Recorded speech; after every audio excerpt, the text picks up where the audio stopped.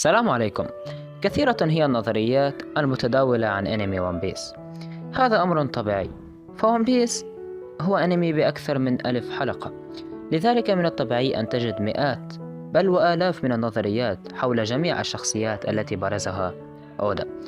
ولكن أغرب نظرية سمعتها هي سأتلوها عليكم في الفيديو، لذلك لا تنسى الضغط على زر لايك وسبسكرايب.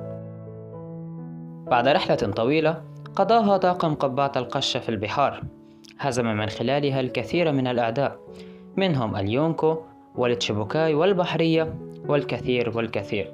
حصل طاقم قبعة القش على الريد بونغليف الرابع، وتمكن من معرفة مكان جزيرة رافتل. وصل لوفي وطاقمه إلى رافتل أخيرا بعد ما يقارب 4 أو 5 سنين من الإبحار. يحصل لوفي على كنز الون بيس، ويلقب على أنه ملك القراصنة، وتسمع حكومة العالم بذلك، والعالم أجمع يسمع ذلك أيضا. وما أن يتسنى الخبر للجميع، يفعل زورو ما لم يكن بالحسبان. يقدم زورو على مواجهة لوفي ويقول له: لقد كنت أنتظر منذ مدة أن تصبح ملك القراصنة يا لوفي، كنت أعرف بأنك ستفعلها، وكنت أنتظر ذلك حقا لأصبح أعظم صياد قراصنة في التاريخ. وينطلق بذلك القتال الأخير للوفي، ولكن من كان يعتقد أن العدو الأخير هو رورونوا زورو؟ هل حقا هذا السيناريو معقول؟ رورونوا زورو الشخص المعروف بأنه العضو الأكثر وفاء للوفي في طاقم قبعة القش منذ بداية القصة إلى يومنا هذا.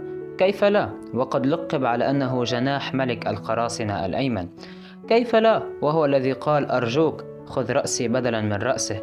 كيف لا وهو الذي قال بأننا لا نلعب لعبة قراصنة هنا، وبأن الطاقم الذي لا يحترم قائده سينهار يوما ما بالتأكيد؟ كيف نشكك بأن زورو قد يفعل شيئا كهذا، وهو الذي قطع كايدو من أجل لوفي؟